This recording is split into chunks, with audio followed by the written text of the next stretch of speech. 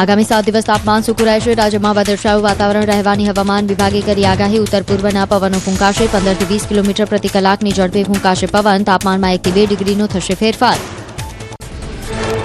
ગુજરાતમાં ફરી કમોસમી વરસાદનો ખતરો. હવામાન નિષ્ણાંત અંબાલાલ પટેલની મોટી આગાહી. 18 ફેબ્રુઆરીએ પશ્ચિમી વિક્ષેપો આવશે. નવસારી, વલસાડ, ભરૂચમાં વરસાદની આગાહી. પવનનું જોર વધવાની શક્યતા.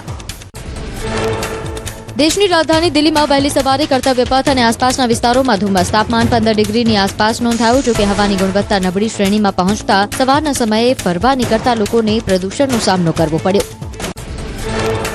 કાશ્મીરમાં કાતિલ ઠંડીનું મોજું. શ્રીનગરનું તાપમાન શૂન્યથી પણ નીચે પહોંચ્યું. દાલ સરોવરના કિનારાના ભાગો અને અંદરના વિસ્તારોમાં બરફના થર જામ્યા. સહેલાણીઓ આ અદભુત નજારાનો આનંદ માણ્યો.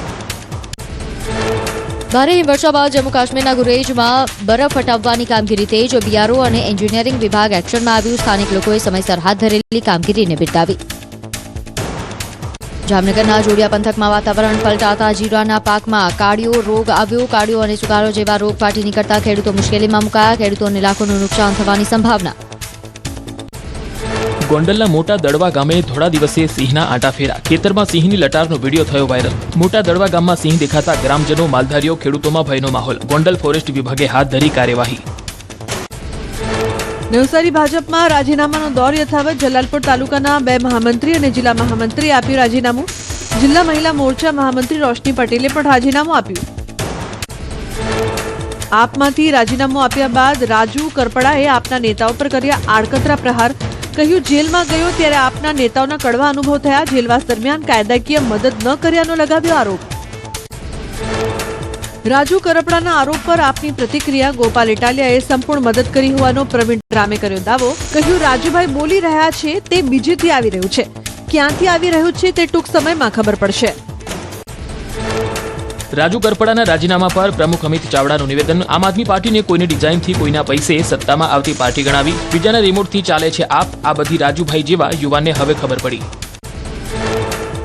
એસઆઈઆર મુદ્દે કોંગ્રેસે ગુજરાત હાઈકોર્ટના દ્વાર ખખડાવ્યા. સુરત કોંગ્રેસ પ્રમુખ વિપુલ ઉદનાવાલાએ કરી અરજી. ભાજપ કાર્યકરો પર ફોર્મ 7 ભરીને નિયમોના ઉલ્લંઘનના લગાવ્યા આરોપ. હાઈકોર્ટે ચીફ ઇલેક્શન કમિશનરને કેસમાં પક્ષકાર બનાવ્યા. એસઆઈઆરની કામગીરી મુદ્દે કોંગ્રેસ પ્રમુખ અમિત ચાવડાએ ભાજપ પર કર્યા આકરા પ્રહાર. કમલમ કાર્યાલયમાં મોટું ષડયંત્ર ઘડાયું હોવાનો આરોપ લગાવ્યો. ફોર્મ નંબર 7માં મોટા પાયે ગેરરીતિ થઈ હોવાનો અમિત ચાવડાનો આક્ષેપ. અમિત ચાવડાના આરોપો પર ભાજપના પ્રવક્તા અનિલ પટેલે કર્યો પલટવાર. અમિત ચાવડાએ લગાવેલા તમામ આરોપોને ફગાવ્યા. કહ્યું, ચૂંટણી પંચે કોઈ વૈધાનિક ફેરફાર નથી કર્યા. કોંગ્રેસે ફોર્મ નંબર 7 અંગે જાણકારી મેળવવી જોઈએ.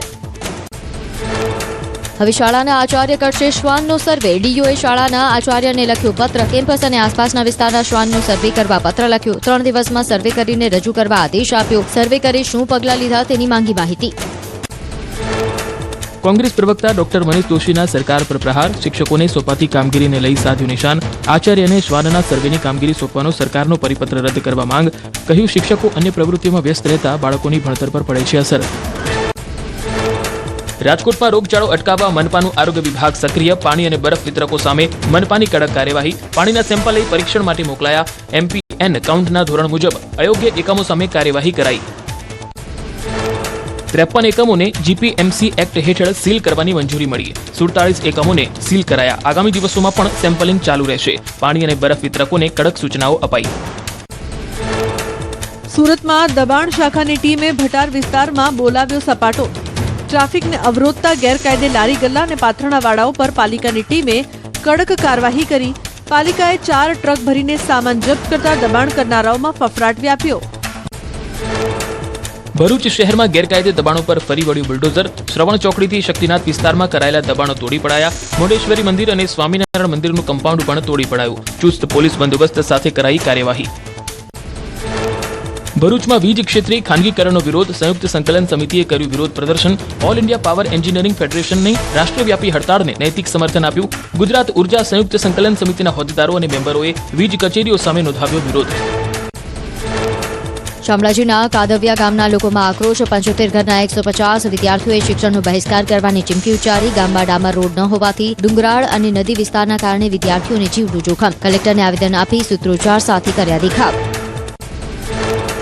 સુરતમાં નવાપુરા વિસ્તારમાં અશાંત ધારા બાબતે કલેક્ટરને આપ્યું આવેદનપત્ર. રહીશો અને સ્થાનિક કોર્પોરેટરોએ કલેક્ટરને આવેદનપત્ર આપી વિરોધ નોંધાવ્યો. અશાંત ધારો હોવા છતાં વિધર્મીઓ દ્વારા મકાનોની ખરીદી થતી હોવાની ફરિયાદ સાથે આવેદનપત્ર પાઠવ્યું.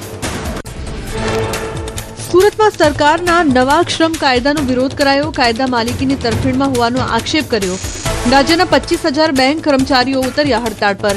4 નવા શ્રમ કાયદા રદ કરવાની કરી માંગ. રાજકોટમાં એલઆઈસીના કર્મચારીઓ હડતાળ પર ઉતર્યા. એલઆઈસીના 40,000 કર્મચારીઓની ઘટને લઈને હડતાળ પર ઉતર્યા.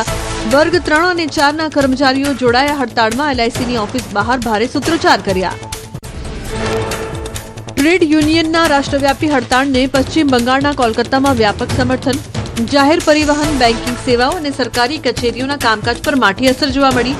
લોકોને ભોગવવી પડી હાલાકી. ઓડિશાના ભુવનેશ્વર અને બાલેશ્વરમાં હડતાળની વ્યાપક અસર.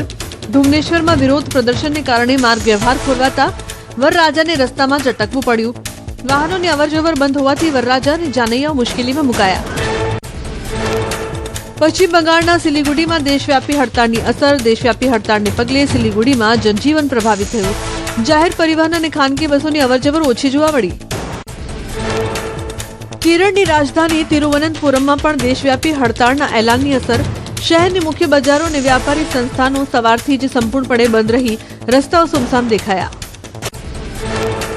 મહેસાણામાં આંગણવાડી બહેનોની હડતાળ. પડતર પ્રશ્નો મુદ્દે મહાત્મા ગાંધી બાગમાં એકત્ર થઈ આંગણવાડી બહેનો. હાઈકોર્ટના હુકમ બાદ પણ નથી આપવામાં આવતું નિયત વેતન.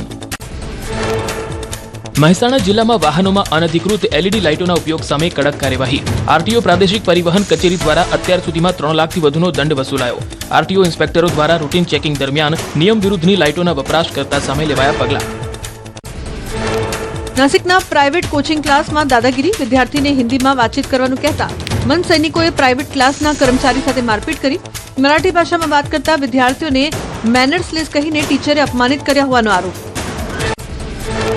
બનાસકાંઠાના ધાનેરામાં રખડતા શ્વાનનો આતંક. સોસાયટીમાં 2 બાળકો પર શ્વાને કર્યો હુમલો.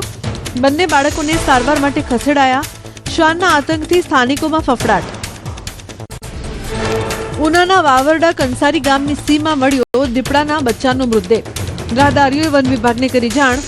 વન વિભાગે બચ્ચાના મૃતદેહને પીએમ માટે ખસેડીને તપાસ હાથ ધરી. સુરતના બારડોલીમાં ગેસ સિલિન્ડરમાં વિસ્ફોટથી વૃદ્ધનું મોત. તેનગામમાં ફ્લેટમાં બ્લાસ્ટ થયા બાદ ફાટી નીકળી આગ. ફ્લેટમાં આગ લાગતા ઘરવખરી બળીને ખાખ થઈ. ફાયરની ટીમે આગ પર મેળવ્યો કાબુ. ધોરાજીમાં નાવિરાજ વિસ્તારમાં કચરાના ઢગલામાં લાગી ભીષણ આગ. અજાણ્યા શખ્સના કારસ્તાનથી આગ લાગ્યા હોવાની ચર્ચા. અચાનક આગે વિકરાળ સ્વરૂપ ધારણ કરતા અફરાતફરી મચી. સુરતના ઈચ્છાપુરમાં ક્રિપ્કો કંપનીમાં કરંટ લાગતા કર્મચારીનું મોત. કંપનીમાં ઇલેક્ટ્રિશિયન તરીકે કામ કરતા યુવકને કરંટ લાગતા મોત નીપજ્યું. મૃતક યુવકના પરિવારે કંપની પર બેદરકારી દાખવવાનો આરોપ મૂક્યો. તમિલનાડુના પુગાઈ ઇલીપટ્ટીમાં જલકટ્ટુ દરમિયાન મદુરાઈના યુવકનું મોત. જલ્લીકટ્ટુ દરમિયાન આખલાની અડફેટે આવતા યુવકનું મોત નીપજ્યું. સેન્ટ સેબેસ્ટિયન ચર્ચના વાર્ષિક ઉત્સવ નિમિત્તે યોજાયો હતો કાર્યક્રમ. ભડવડના ભેણકવાડ ગામ નજીક અકસ્માત. સ્કોર્પિયો ચાલકે સ્ટીયરિંગ પરથી કાબુ ગુમાવતા કાર રોડની નીચે ઉતરી અને પલટી મારી. અકસ્માતમાં એક વ્યક્તિનું મોત જ્યારે 4 લોકો ગંભીર રીતે ઇજાગ્રસ્ત. દિલ્હી યુપી બોર્ડર પર આવેલા ગાઝીપુર વિસ્તારમાં ભીષણ માર્ગ અકસ્માત સર્જાયો. અકસ્માત બાદ વાહનમાં આગ લાગી. ઘટનામાં 2 વ્યક્તિઓએ ગુમાવ્યા જીવ. પોલીસે અકસ્માતના ચોક્કસ કારણની તપાસ હાથ ધરી.